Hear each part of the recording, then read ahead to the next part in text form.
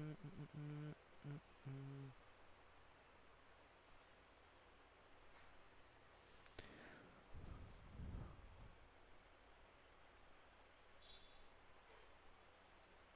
Hey everyone, welcome to our Real Interview Experience series. As you know, we share our subscribers' interviews experience here. So, one of our subscribers, Amit Kumar, recently cracked Java developer interview at EPAM. So, in this video, I'm gonna share everything about his experience, what he shared with me. Okay, and guys, if you have recently attended any interview, then please fill the form in the description. We will reach out to you.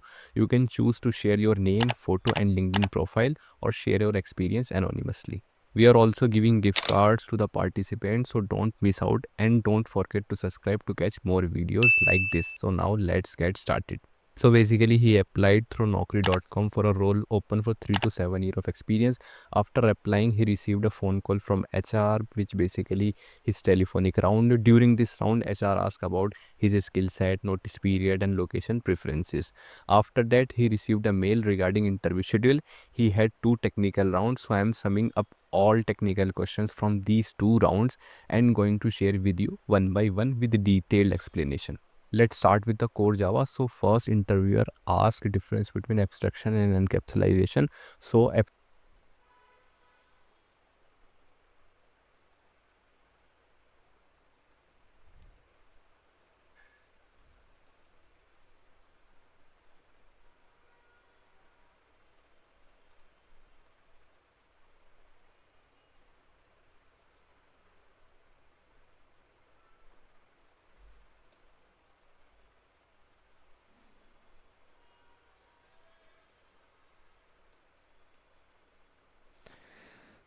Encapsulation. abstraction hides implementation details and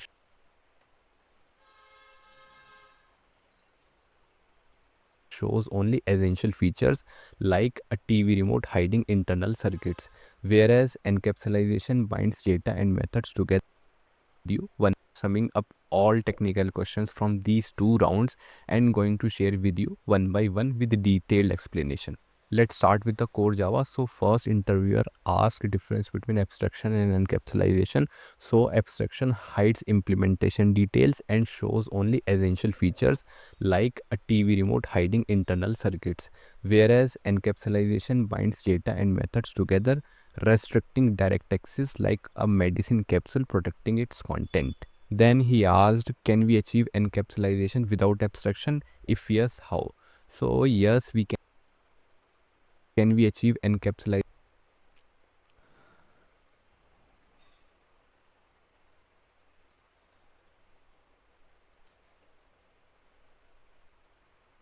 Encapsulation without abstraction. If yes,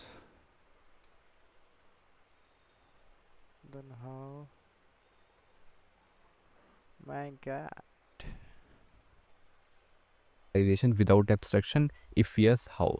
So yes, we can achieve encapsulation without abstraction by keeping data inside a class using private variables and methods. Even if we don't hide complex details, stays safe. It's like locking valuables in a box without hiding the box itself. Then he asked about string constant pool and where objects and Nice question.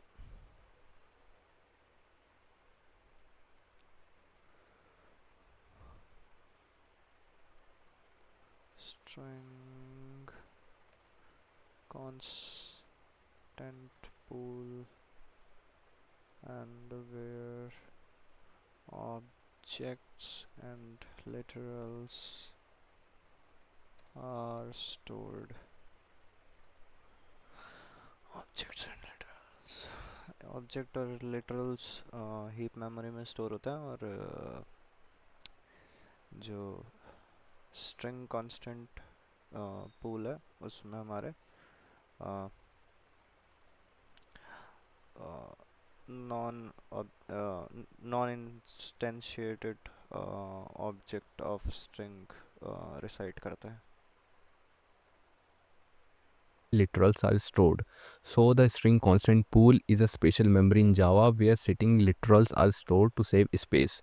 String literals go inside this pool in heap memory, while objects created with the new string are stored string separately literals string pool के अंदर होता है, जो string pool भी with in heap memory रहता है, और जो ऑब्जेक्ट होते हैं वो हमारे बनते हैं directly into heap memory.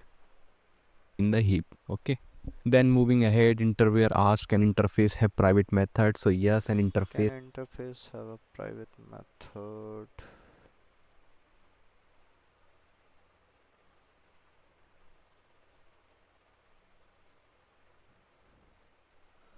Can interface have Then moving ahead, interviewer asked, can interface have private method?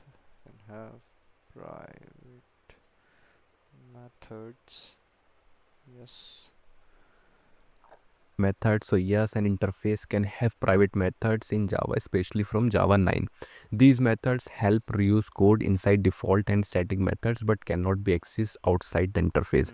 Hmm. It's like the helper functions working only inside the interface. Then they ask the purpose of private methods inside an Purpose of private method inside an interface if they cannot be accessed outside the interface, because they help other static methods for any type of uh, computation or something like that, although they cannot be accessed, but they are helpful for other static methods. Purpose of private methods inside an interface if they cannot be accessed outside the the interface, brother. interface if they cannot be accessed outside the interface. So private methods in an interface help reuse code inside default and static method. They reduce code duplication and keep logic organized. Wow, Even though they cannot be accessed that's outside, they support other methods inside the interface and making coding easier. Then interviewer asked, if you don't use a terminal operation in a stream pipeline, will the intermediate operations be executed? if you don't use a terminal operation in a stream pipeline. ये वाला यार, ये शायद streams का question है. I don't know this one. If you don't use a terminal operation in a stream pipeline, will the intermediate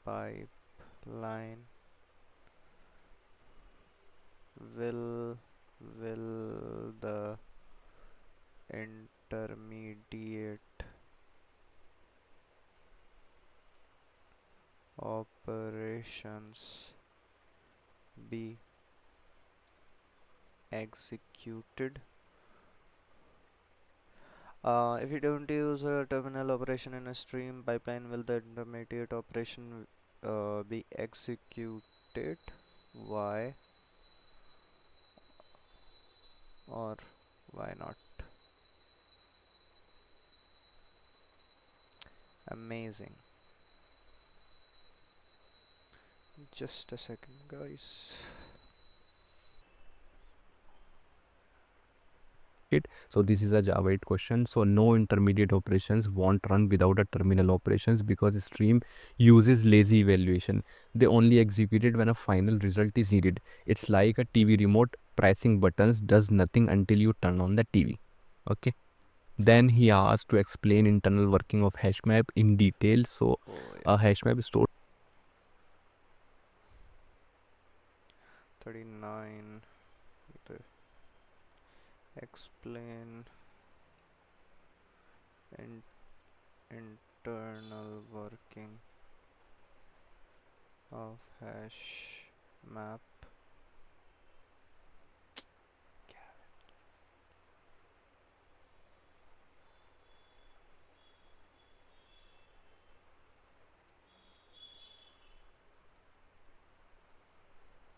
hash map in detail.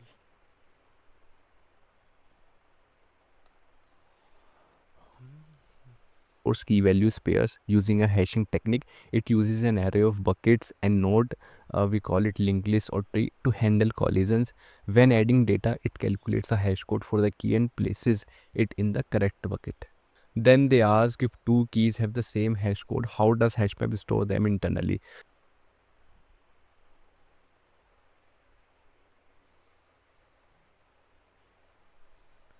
If, if two keys have the same hash code,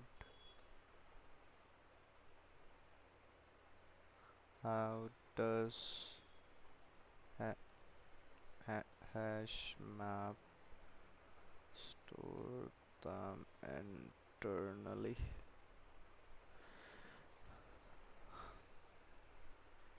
So hashmap stores them in the same bucket using a linked list. It checks keys with equals. If they are different, a new node is added. If many collisions happens, it uses a tree. We call it red black tree. Then he asks how many types of class loaders are there. So Java has ये बढ़िया questions हैं यार. How many types of बे साला रुक क्यों जाता है ये? Class loaders are there.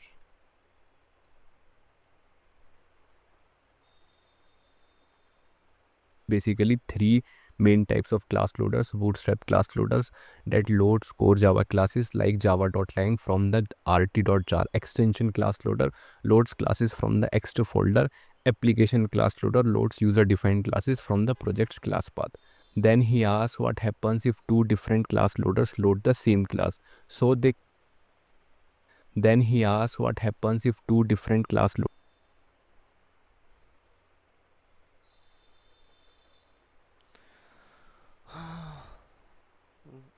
What happens if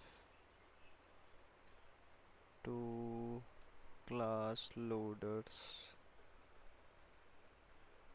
load the same class? तेरे होते loaders load the same class. So they create two separate copies in memory even if the class name is the same.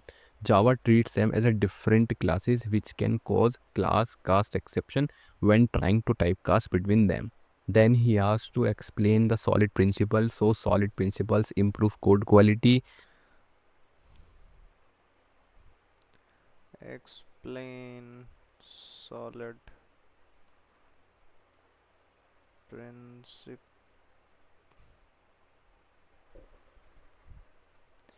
principles.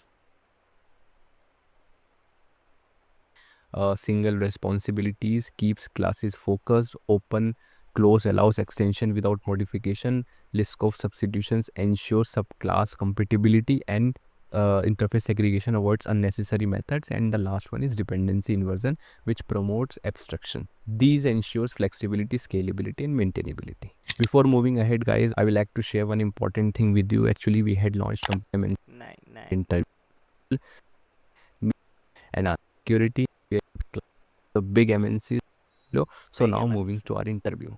Then they asked, can violating the open close principle? Still be beneficial in certain situations. Can violating the open closed principles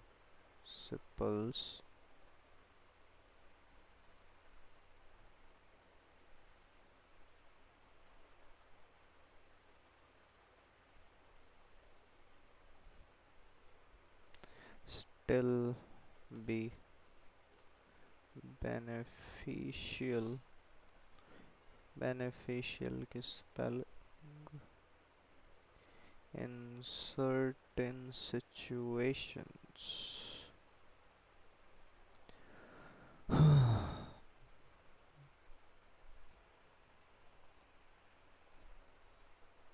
still be beneficial in certain situation. So we call OCP as open close principle. So yes, violating OCP can help in quick fixes or smaller projects where extending code is unnecessary. Modifying a class directly may be simpler and faster than adding new classes. However, for large projects, following OCP makes code scalable and maintainable. Then interviewer asked to explain exception hierarchy. So Java's exception hierarchy Try maintainable. catch. Then for large projects, following OCP makes code scalable and maintainable. Then interviewer asked to explain exception hierarchy. So Java's exception अरे यार मेरे को उसकी maintainable. Spelling देखनी है Then यार. interviewer asked to explain exception Yeah boy. 44. Explain exception GI hierarchy. hierarchy. So Java's exception hierarchy starts with throwable, which has two main types: exception that contains checked and unchecked, and error. It's issues like out of memory error. So checked exceptions must be handled, while unchecked exception occur due to coding mistake. For example, runtime exception. Then he asked, why does Java separate checked and unchecked exception, and can we create our own custom checked exception? So So yes.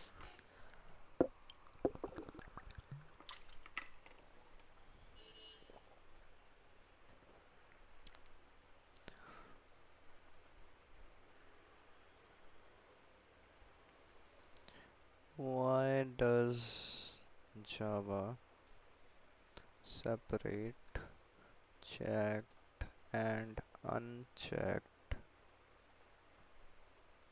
exceptions, and can we create our own custom checked exceptions? Expectations?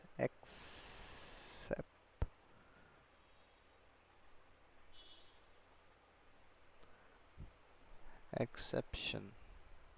Checked exception. यहाँ पे भी x क्या लिख दिया यार मैंने ये exceptions.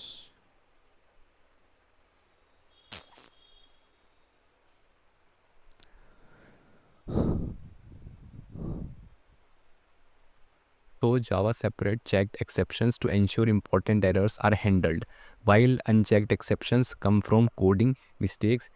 Checked exception must be caught or declared. Yes, we can create a custom checked exception by extending the exception class.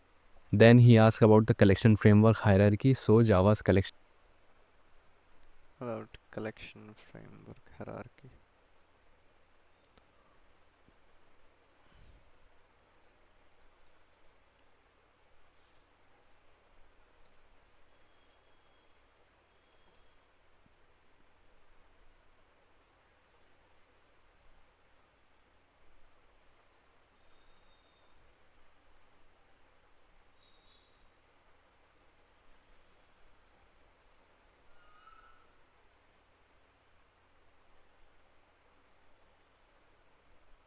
framework hierarchy starts with the collection interface, which has list, set, and queue as a main types. List contains array list, linked list, and it allows duplicates. Set, hash set, reset, stores quiz items, and queue, like priority queue, follows ordering rules. Then they ask, why doesn't the collection interface extended the map interface? So because Why doesn't the collection interface extend the map interface?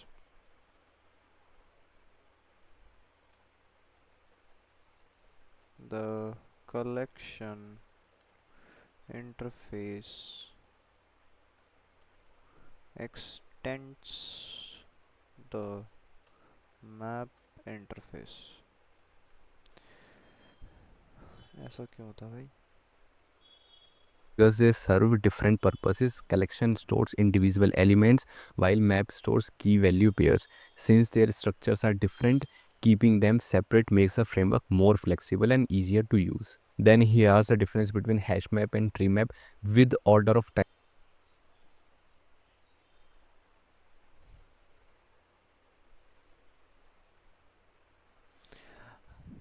uh Hash map or tree map?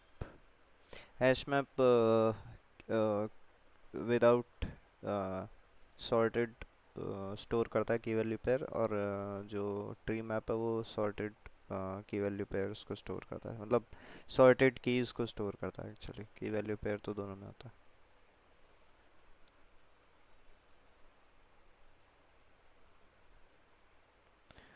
Difference between hash map and tree map with order of time complexity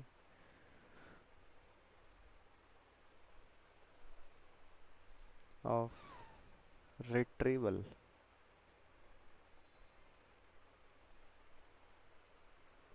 and search.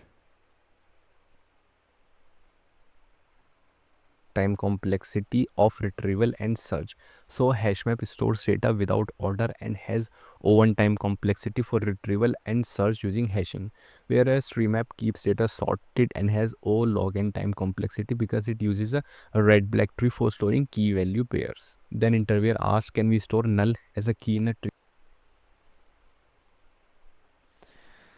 I guess we cannot store null because then sorting will effect. Can we store null as a key in tree map? Why or why not?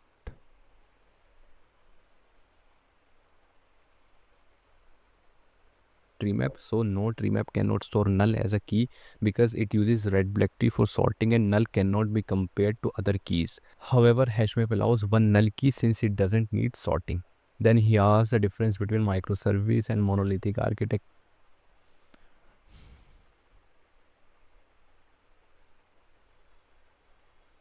Difference between my microservice and monolithic architecture.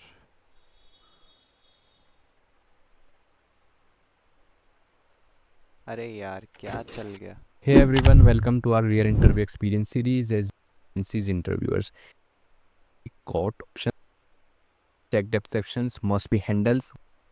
We create our own custom check handled option pending action frame set and queue as a main about the collection framework hierarchy, which has list, set, and queue. Set hashes are different since here to use. Then he has the difference between hash map and tree map with data without order, and tree map keeps data sort key value pairs. Then interviewer asks, can we store null as a key in a tree map? So no, tree map cannot store to other keys. However, hash map allows and monolithic architecture. So monolithic architecture is a single large application where all features are tightly connected microservices. Whereas microservices architecture splits application into small independent services that communicate via APIs. Microservices are scalable and flexible, while monolithic systems are simpler but harder to modify. Then he asks, is there any scenario where a monolithic Is there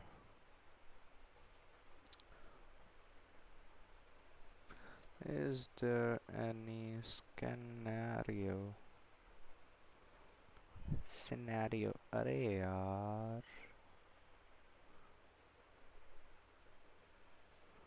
उल्टा क्यों लिखता हूँ मैं? Where a monolithic architecture is preferable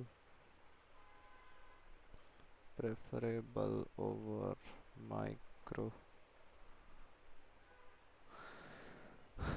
services.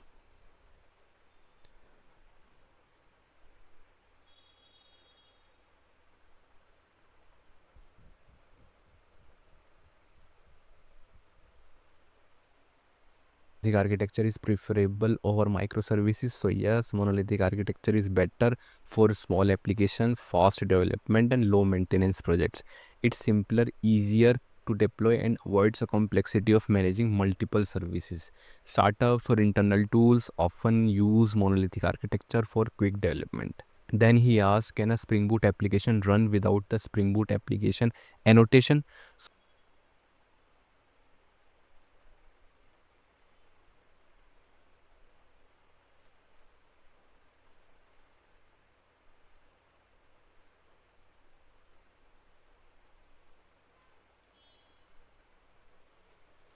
Can a Spring Boot application run without the annotation Spring Boot application annotation?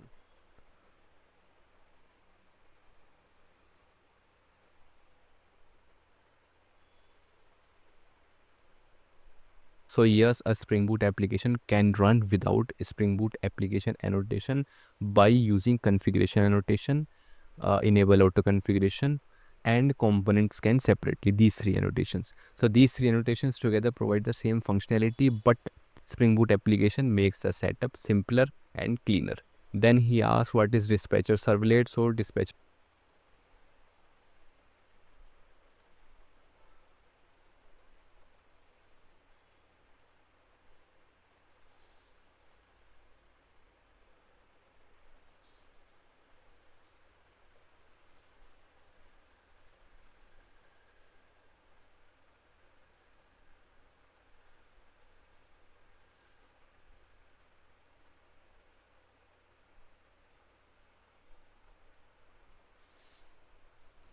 servlet is the front controller in Spring MVC that handles all requests.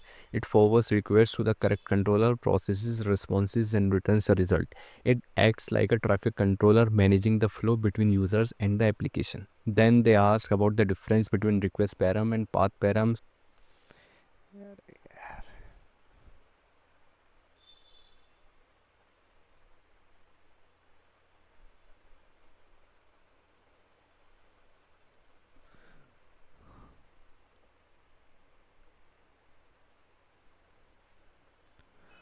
Difference between request param and path param.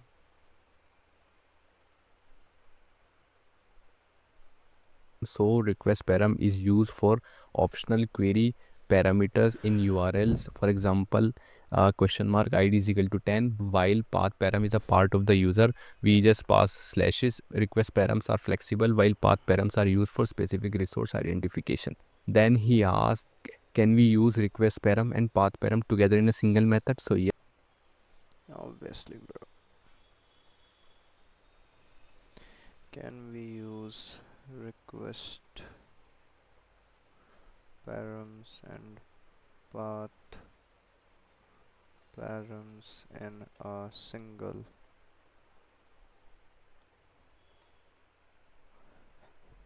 method?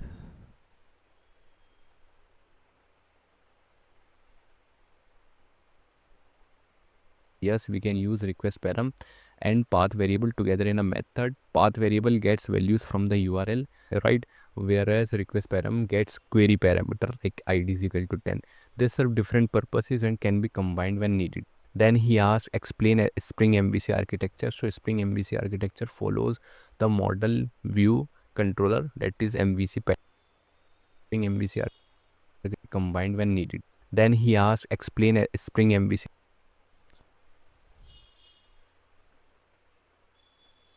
Explain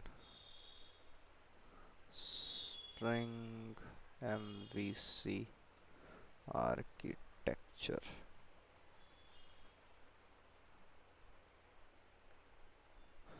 Model view controller. architecture. So Spring MVC architecture follows the model view controller, that is MVC pattern. The dispatcher servlet handles request, forward them to controller, which process data with the service layer. The view, like JSP, displays the result and the model holds the data. Then they ask to explain REST principles. So REST principles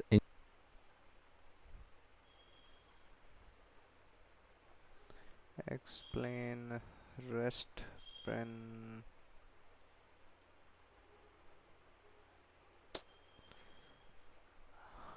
principles.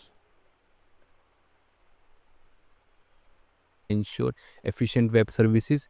Statelessness keeps each request independent, while client server separation allows flexibility. A uniform interface ensures consistency, and cacheability improves performance. A layered system adds security and scalability, while code on demand enhances functionality. Then he asked, is REST always stateless?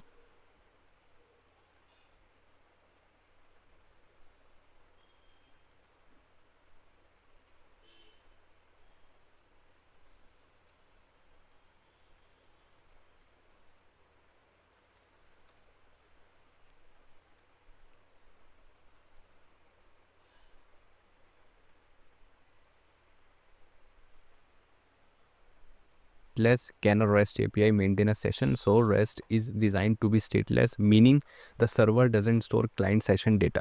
However, REST API can maintain a session using tokens, cookies, or databases storages, but this goes against REST principles and may affect scalability.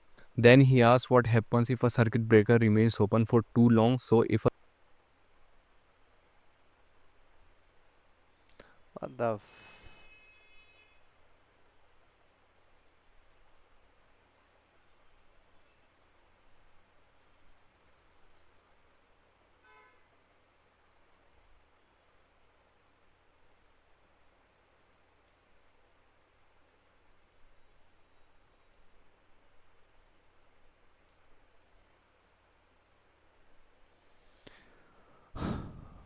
what happens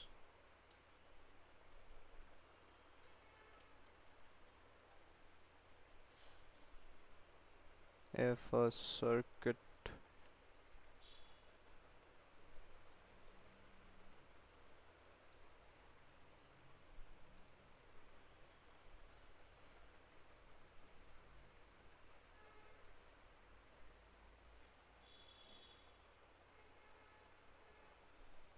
a circuit breaker stays open too long, requests keep failing, causing service delays or downtime. It prevents recovery even if the system is fixed. A proper timeout and retry mechanism helps move it to a half open or closed state. Then they ask, how will you configure your application?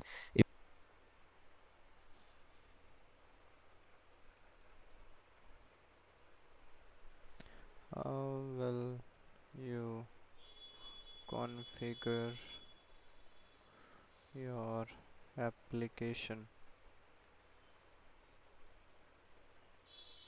if your app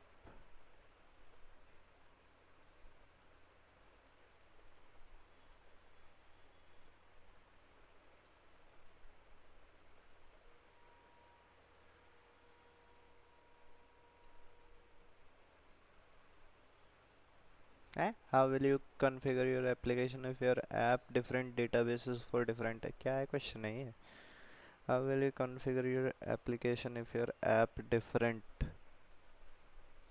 databases for different environments.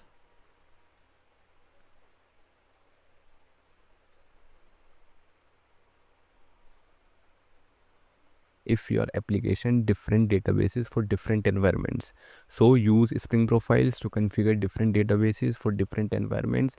Define separate application dot properties or YAML files like application hyphen dev dot properties, application hyphen prod dot properties, and activate the profile using spring dot profiles dot active. This ensures the app connects to the right database automatically. Then he asks, how do we handle exceptions in our applications? Global apps exception की बात कर रहा है. How do we handle exceptions in our application. So we can handle exceptions using try catch blocks, throw keywords, and custom exceptions. In Spring Boot, we use controller advice and exceptional handler to manage errors globally, ensuring clear responses and a smooth user experience without application crashes. Then they ask, can a finally block override an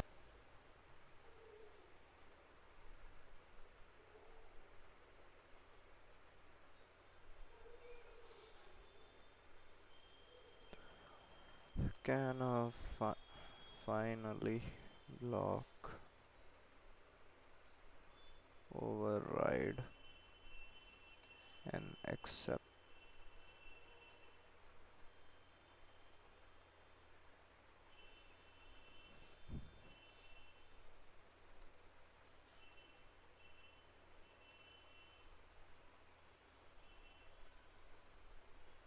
exception thrown in a try block? So yes, a finally block can override an exception from the try block if it has a return statement or throws a new exception. Just a second, guys.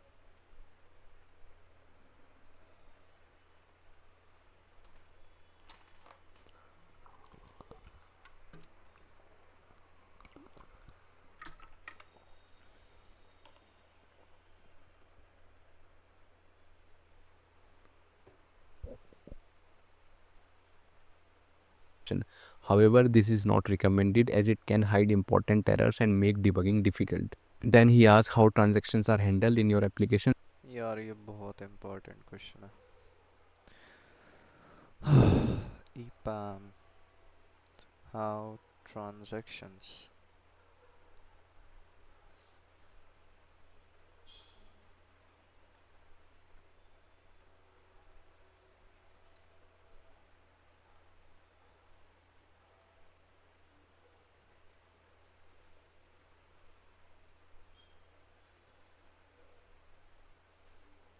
So transactions are handled by using transactional annotation in Spring Boot. It ensures that all the databases operations in a method either complete fully or roll back on failure, maintaining data integrity. Then he asks what is TDD, BDD, test. Testing pyramid.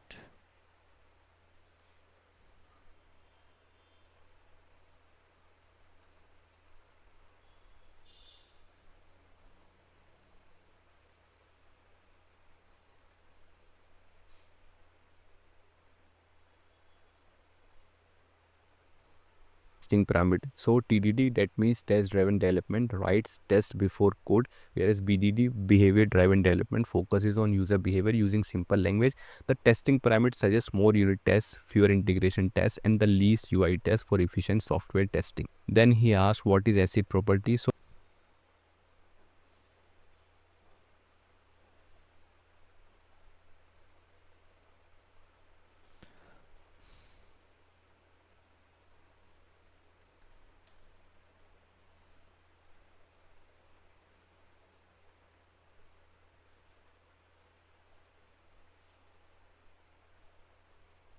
So ACID stands for atomicity, consistency, isolation, and durability. It ensures database transactions and complete and reliable. Atomicity means all or nothing. Consistency keeps valid data, whereas isolation prevents conflicts, and durability save changes permanently even after failure. Then they ask how can you optimize your query which is taking a long time. So to optimize a slow query, use indexes for faster searches, avoid select star to fetch only needed columns, use joins efficient taking a long time failure. Then and durability save changes permanently even after failure. Then they ask how can you optimize your query which is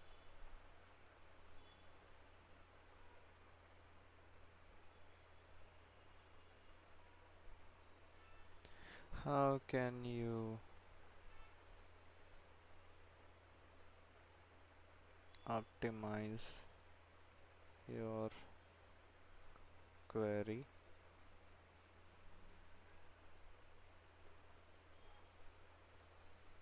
which is taking long time?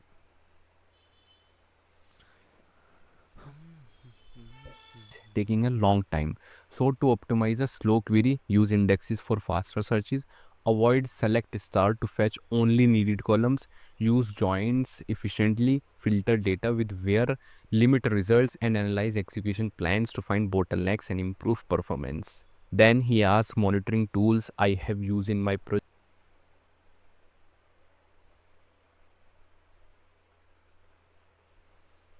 Monitoring tools I have used in my project. Don't know. Project CI/CD pipelines I have used in my CICID. CICD. CICD.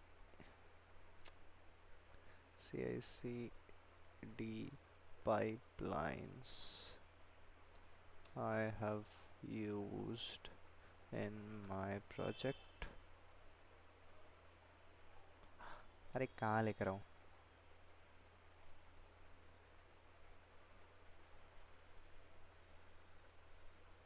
Amazing. project. So you have to answer this as per your project. Okay. Then he asked what is SDLC. So SDLC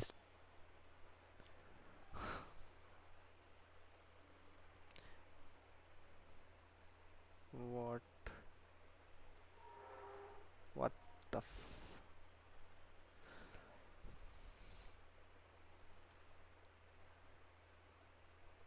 What is SDLC? stands for software development lifecycle, and it is the process of building software in steps like requirement gathering, design, development, testing, deployment, and maintenance. It ensures software is developed efficiently, meets users' needs, and is high quality and error free. Then they ask why is agile preferred over the waterfall model.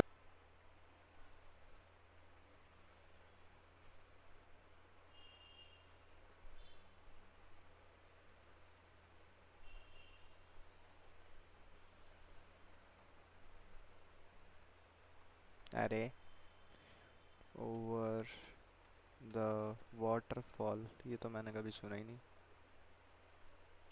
Model.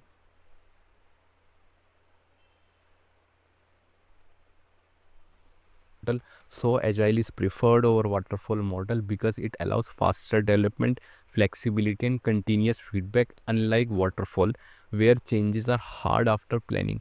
Agile delivers works in small parts, we call it sprints, making it easier to adapt and improve quality. Then he asked about the agile practices being followed in my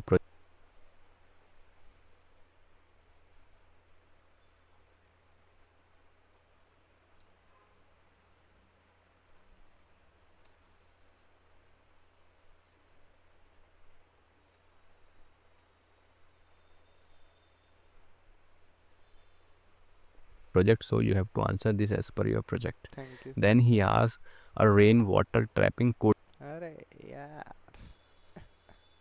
यही पूछते हैं। पिछले एक और interview देखा था मैंने, उसमें भी यही पूछा था। Rain water trapping coding question.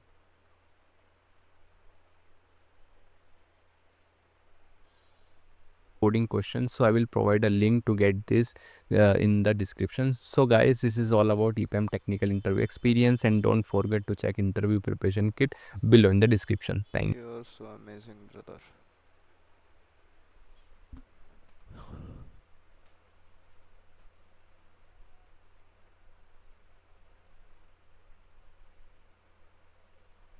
ईपैम interview अच्छा, इसने भी बना रखी है इस पे। एक आईपी एड्रेस से क्वेश्चन आया था, ये हैकर रैंक का क्वेश्चन है। Hey guys, this is Ashwini and welcome back. आज की वीडियो का टॉपिक है इंटरव्यू प्रोसेस ऑफ ईपैम। पिछली वीडियो की तरह इस वीडियो को भी हम दो पार्ट में डिवाइड करेंगे। पहले पार्ट में हम देखेंगे कितने सारे राउंड्स होते हैं, like from first round to last round, और हर एक राउंड में किस टाइप के क्वेश्चन पूछे जाते हैं, क्वेश्चंस की क्या डिफ़िकल्टी लेवल होती है, और हर क्वेश्चंस के लिए, टाइप ऑफ क्वेश्चंस के लिए हमें कहाँ से प्रिपेयर करना है। यही सब हम अपने पहले पार्ट में देखेंगे। Second part of the video we will discuss like how to apply in EPAM. Okay, हम देखेंगे कैसे अप्लाई करना है, और अगर कोई रिक्वायरमेंट है तो हमें कहाँ से पता करनी है, और कैसे हमें उस रिक्वायरमेंट के लिए अप्लाई करना है। So without waste time, okay, let's start this video. तो हम स्टार्ट करते हैं अपने इंटरव्यू प्रोसेस से। अब इस प्रोसेस में जो पहला राउंड है वो है टोटली कोडिंग बेस्ड राउंड। अब ईपीएम वालों ने ना इस पूरे राउंड को 3 सेक्शन में डिवाइड कर रखा है। 3 सेक्शन में कैसे, like easy, medium and difficult. अब इजी वाले में बहुत इजी क्वेश्चन आता है, जस्ट लाइक एरे का सेकंड हाईएस्ट नंबर बता दो, स्ट्रिंग मैनिपुलेशन बता दो, इसी में से कोई क्वेश्चन आएगा। ठीक है, अब do not worried about it, easy वाला तुम कर लोगे। अब जो दूसरा डिफिकल्टी लेवल होता है वो उसका थोड़ा डिफिकल्टी लेवल बढ़ जाता है, लाइक पहले वाले से थोड़ा डिफिकल्ट होता है। अब जो लास्ट वाला होता है वो बहुत डिफिकल्ट होता है, just like if you know dynamic programming and all, like recursion कैसे चलता है, डायनामिक प्रोग्रामिंग कैसे, हम कैसे क्वेश्चन कोड करते हैं उसमें। और हो सकता है कि तुम्हारा एल्गोरिथम बेस्ड क्वेश्चन आ जाए, लाइक बहुत सारी एल्गोरिथम्स हैं, लाइक ग्रिडी बेस्ड एल्गोरिथम है। तो ये सारे सेक्शंस डिवाइडेड हैं, like easy, medium and difficult. तो I have prepare all this document for you. अगर तुम्हें चाहिए तो डिस्क्रिप्शन में अटैच कर दूंगा, वहाँ से तुम डाउनलोड कर लेना। ठीक है, अब जैसा हमने देखा, ये पहला वाला जो मेरा सेक्शन है ये 3 में डिवाइड होता है। लाइक पहला वाला जो मेरा राउंड है ये 3 सेक्शन में डिवाइड होता है, लाइक इजी, पहला वाला जो होगा इजी, मीडियम एंड डिफिकल्ट। अब इन डिफिकल्टी लेवल के बेसिस पे इन सेक्शन को ईपीएम वालों ने मार्क्स दिए हैं, जितना मैंने ऑब्जर्व किया है। लाइक पहला वाला क्वेश्चन 20 नंबर का होता है, दूसरा 30 नंबर का, और 50 नंबर का। ये मैं क्यों लिख रहा हूँ यहाँ पे, बिकॉज आई लेट सपोज मैं इनको ना 100 नंबर का लेके चलता हूँ, ये वाला जो पूरा राउंड है, जस्ट लाइक हम पेपर में करते हैं। अब यहाँ पे बात आती है कि ठीक है, हमने ये देखा कि इजी, मीडियम और डिफिकल्ट है, लेकिन तो बहुत पुराना बता रहा।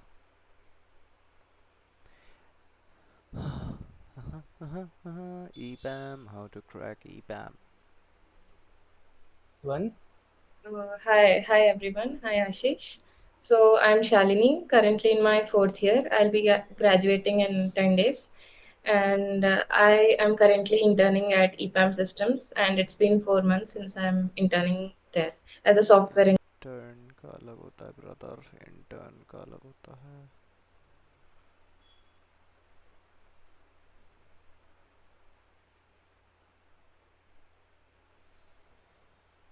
And honestly, I got to know the first time that EPM pay really well, telling you guys. Hi everyone, welcome all to my YouTube channel. So today I'm gonna discuss the detailed interview experience of the EPM for the SD2 role. So first, पहले हम discuss करेंगे कि what was the application process and how exactly I got the call from the EPM recruiter and then we'll discuss the what was the hiring process and then we'll go into the depth of each interview round what exactly they expect from candidate for the SD2 role. So let's start. Mainly I use the three platform. One is the LinkedIn.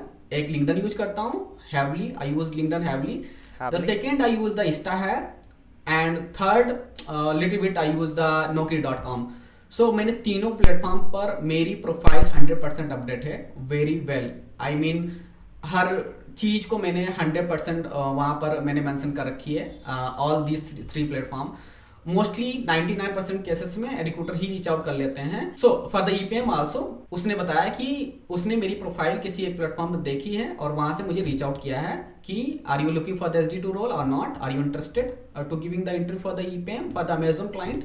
या so they were hiring for the Amazon client. So थोड़ा सा EPAM का overview देते हैं. EPAM is the kind of consultancy company. They hire top product based company. They have the tie up with the top products company like Google, Atlassian and Amazon. So they were hiring me for the Amazon client. तो इस तरह से मुझे call आई. Call आने के बाद उसने मुझे JD फॉर SD2 रोल के लिए शेयर किया. उसके बाद JD शेयर करने के बाद उसने मुझे पूरा इंटरव्यू प्रोसेस बताया और कितना टाइम लगेगा पूरा कंप्लीट होने में वो बताया मुझे. So after call I got the JD on the email and yeah, I read the JD. JD was heavily focused on the Java, Spring Boot and Kafka and database MySQL, and for cloud services they use AWS. And yeah, obviously like they are Amazon, so obviously they are gonna use their product only. So AWS. So this was the JD. अब थोड़ा hiring process के बारे में बात कर लेते हैं. तो EPM usually for SD2 role they took the two round of interview, but each round of interview will be at least 1.5 hours. Yeah, it's long discussion. So first round will be the 1.5 hours, second round will be the 1.5 hours. And so okay, so first my first round got scheduled the next week. So मैंने attend किया next week में. तो mainly first hours was focused mainly on the problem solving and the DSA skills. So in the DSA I got the two questions. First 30 minutes I got the link list question medium level. K rotated link list I got the first question and the है graph breadth for search. second question based on the graph BFS. So K rotated link list I got the first question and the second question based. मेरे को लगा ये इस पे जाते ही नहीं है. तब EPAM rotate linked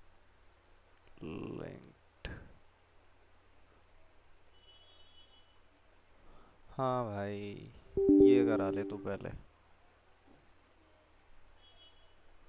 sorry guys. rotate linked list 74 graph BFS. पढ़ना तो अच्छी से पढ़ी का भाई. based on the graph BFS. So I solved both of them within the 1 hour. मैंने उसको ड्राई रन करके पूरा test cases multiple test cases के साथ उसको ड्राई रन करके दिखाया. देन 30 मिनट जो नेक्स्ट 30 मिनट थे 1 आवर के बाद it was fully focused on the Java 8 features like lambda expression, streaming API, and how the parallel streaming works, and how the threading works, how the multi-threading works.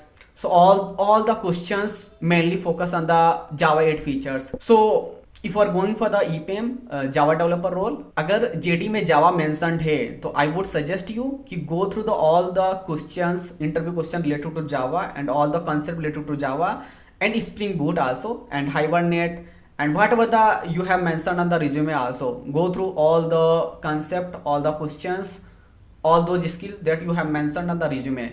So this is the one thing.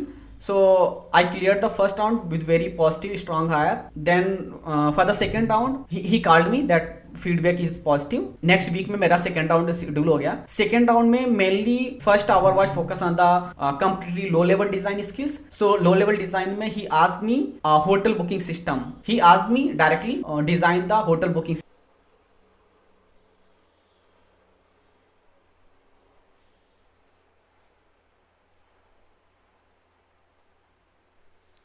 Design hotel booking system, ये क्योंकि इनका level भी तो higher है ना, SD2 है, SD1 के लिए मे बी शायद सिस्टम। सो DSA भी आप थोड़ा कोई भी एक ज़्यादा है। पर्टिकुलर ऐप या पर्टिकुलर एक वेबसाइट पिक करके आप डिजाइन कर सकते हैं। I pick the OYO.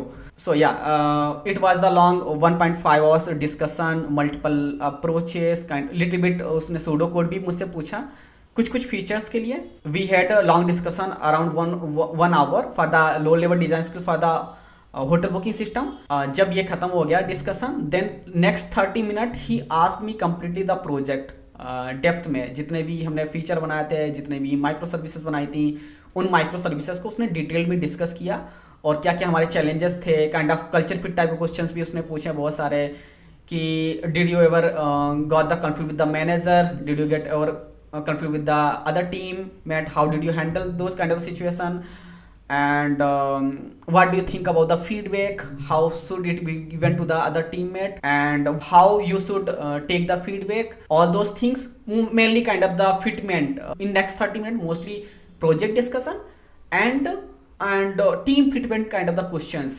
So let's say you have deadline of, let's say you got the task, you got the project of the 30 days, but it has very tight deadline. What you will do in those situation? Will you drop the project, will you not take the project, will you take the project, then how will you gonna deliver that project within the time? This kind of the question. So basically he was putting you into the kind of the situation, and it was kind of the behavior type the question, how you are gonna the response those questions. So interview होने के बाद में interview second round भी complete हो गया। उसके बाद after 2-3 days I got the call that yeah, second round interview also the positive, and Yes, they are gonna the release the offer. So yeah, that's how I got the job offer for the SD2 role from the EPM.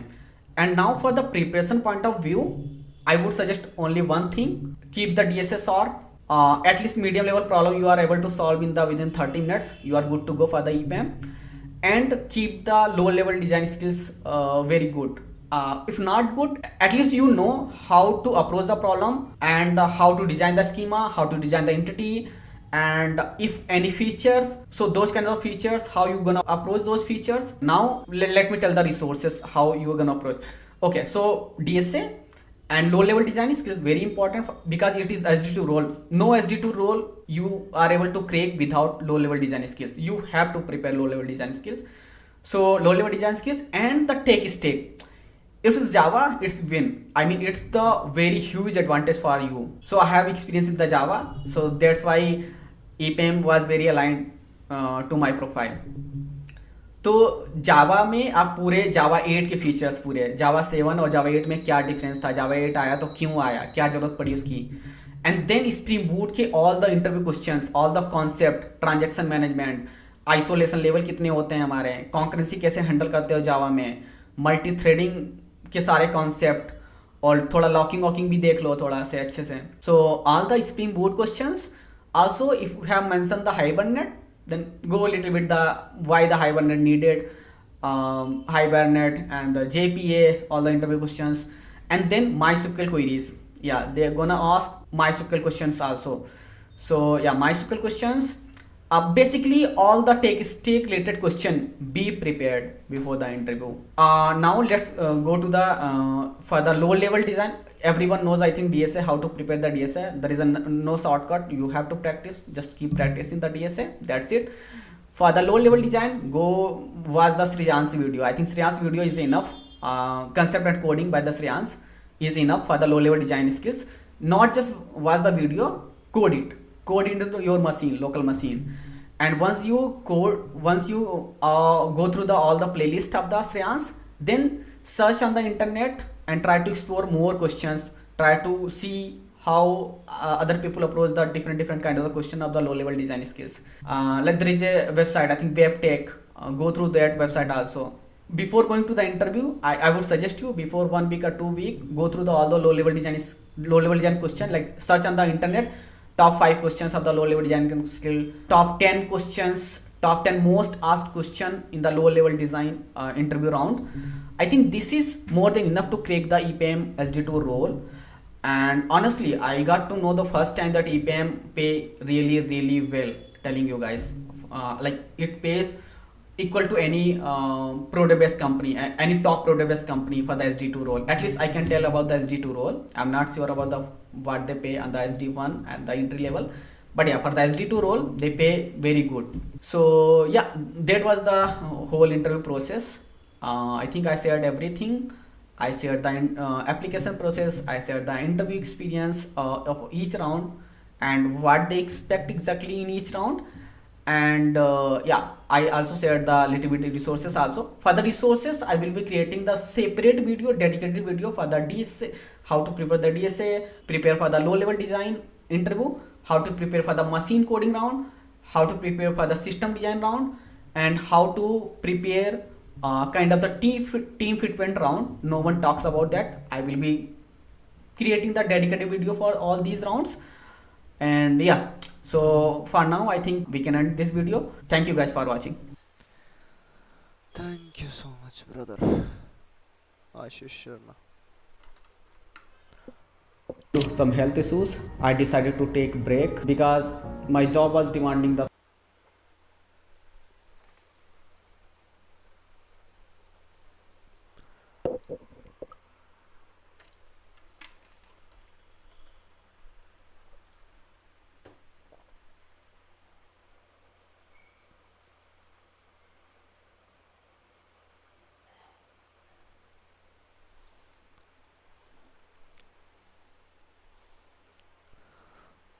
These are some questions.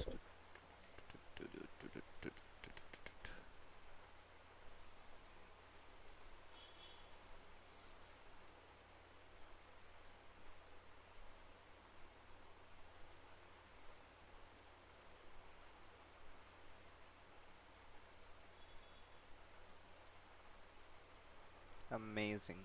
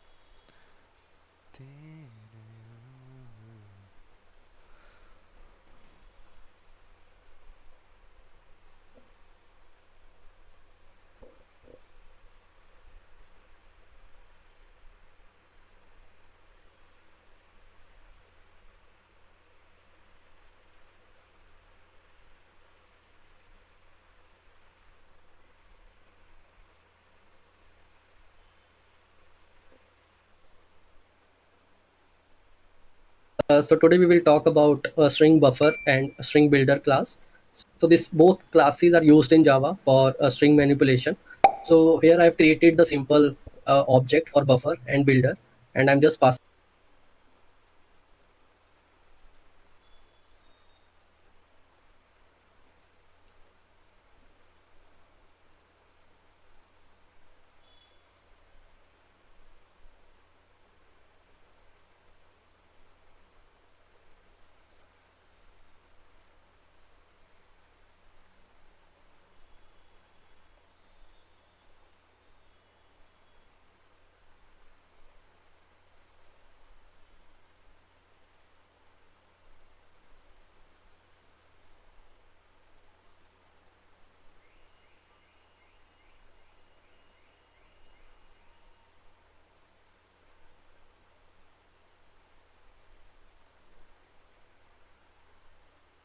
In this video, we'll work with तो इसका ही देख लेते हैं.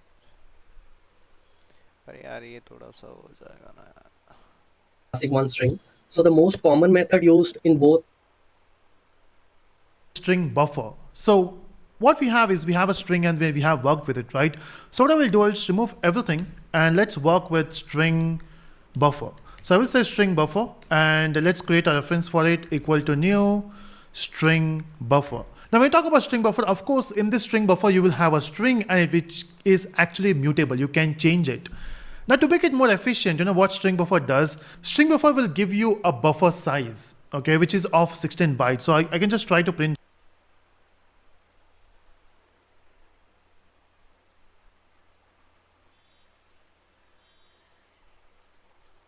that first. I will say sb dot. So we can know the capacity of this string buffer. Even if it is empty, it will give a capacity of 16 characters and you got it there.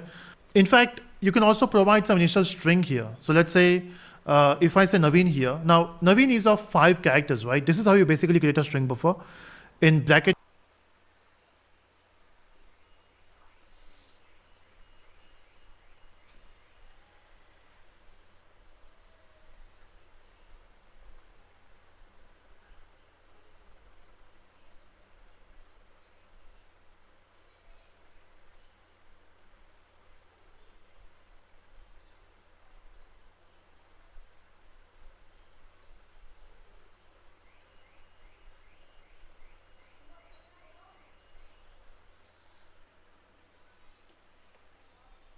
you mention this string, so it will create a string buffer object, and the beauty is you can change this data. Okay.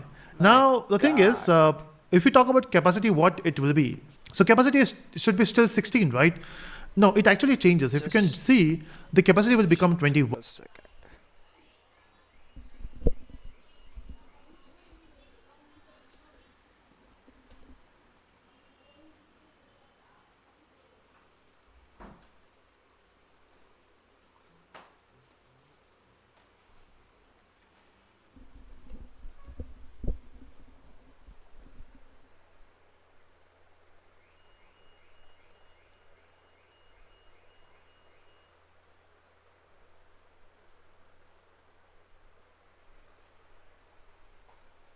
It's because it will store my name and it will also give me a 16 space extra. Now why it gives me that space is because every time you change data and if it consumes a continuous memory location inside your heap memory, and what if there's no continuous location next? I mean, what if there's no location available? There's no space available. In that case, it has to relocate. So to reduce the relocation of the string, it gives you a buffer. Okay, so that's the capacity, and now we know how it works. We can also print the length of the string. We can say sb.length, and length is available in normal string as well. So if I compile and run, you can see the length is 5. So length and capacity are two different things. Okay, now can I append data? See, the ultimate thing was, can I change my data, which is Naveen in this case? The beauty is string buffer will give you a lot of different methods to do that. You can see we have a method called append. So you can use append and you can append any data which you want to. So let's say I want to append Reddy here. And of course I want to give a space between Naveen and Reddy. So you can append and you can print the data. So you can print SB as it is. First we have to compile the code, run, and you can see we got Naveen Reddy. That works. Next, what if you want to assign string buffer data to string? Example, if I do that, you can see it will give you error. It says type mismatch, cannot convert from string buffer to string. Of course, right? str is of type string. So in that case, you can get the string back. Do we have a method for it? Let's see. Yes, we do have toString. We can use that. I think that's the only method we can use. Bro is using VS Code. Yeah, so let's use toString. So basically you can use toString to convert the string buffer data. I mean, it will get the string format, it will store in str and you can print it. Okay, we can use that. What else we can do with string buffer? If I come back here, if I say sb dot, you can see we have so many methods here. Okay, so we have append, we have chars, it will give you a character. We have done that. Okay, so we can also delete something. We can delete a character at an index. So let's say I want to delete a character at location 2. If you try to delete that data, Java, it will do. So I want to set the here null. So it by minimum क्या है ये? बताया नहीं इसने कुछ।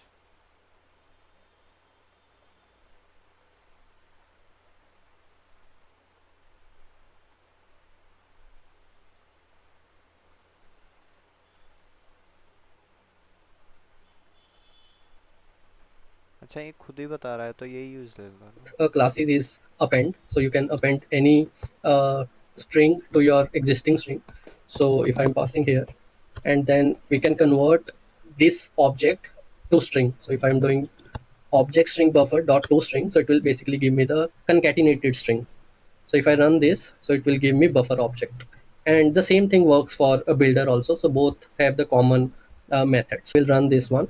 So you will see both the strings are coming here.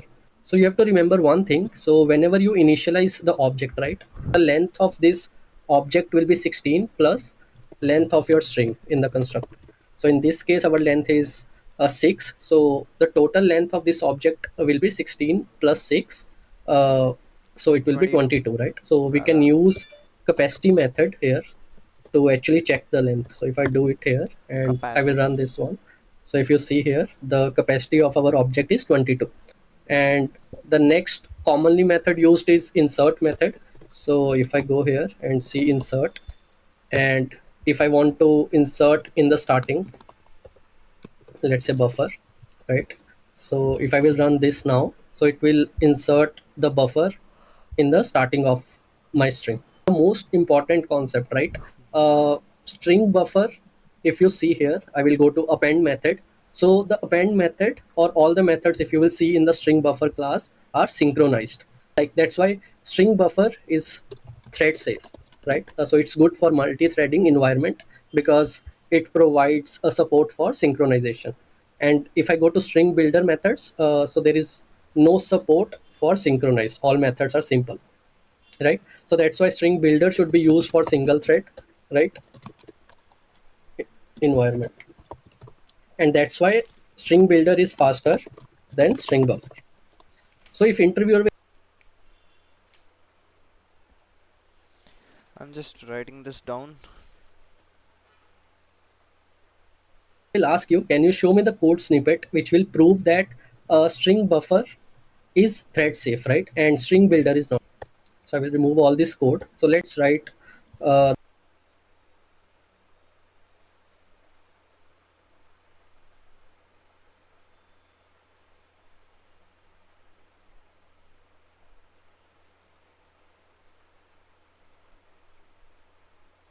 string buffer versus string builder।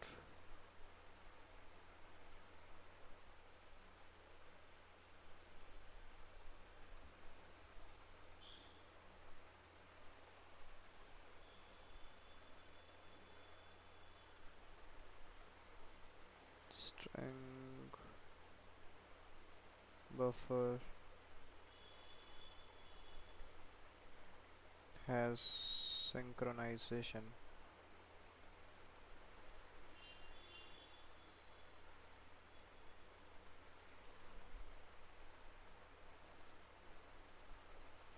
in the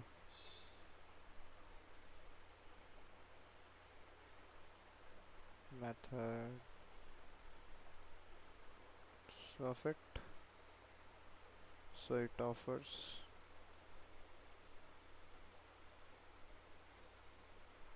thread safety,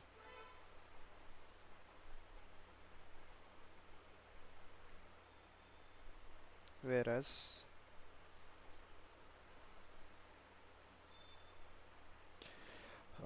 string builder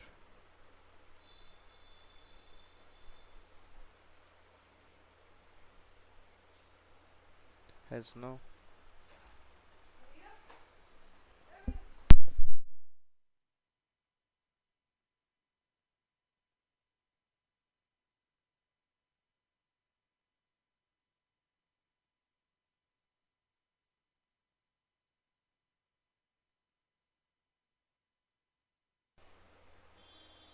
the multi-threading code. So I have one object string builder here. So let me create a thread, right? Just created the thread, and inside this I can have a loop.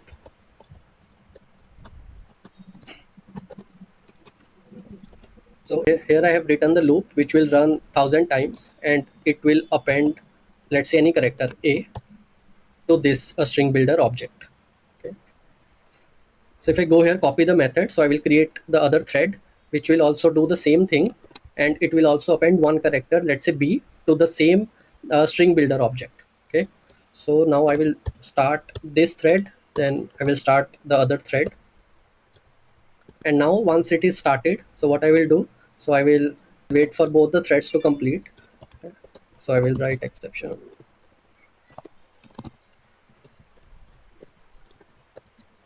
Okay. So once both the threads are completed, then let's see what's the length of our object. So if I go here and I will say dot toString dot length, right? So ideally, if you see, the 1000 times A should get append and the 1000 time B should get append, right? So if I run this code, the ideal output which we are expecting is 2000, right? So if I run this, the output is coming 1819. So that means somewhere when the multi-threading was happening, right, it didn't happen as expected. So that's why we never use a string builder when it comes to multi-threaded environment. So if I simply change this string builder to string buffer, okay, and then I will not change anything else. So if I will run this now, so if you see, what we were expecting is 2000 and 2000 is coming here, right? So that's why string buffer is always used when it comes to multi-threading.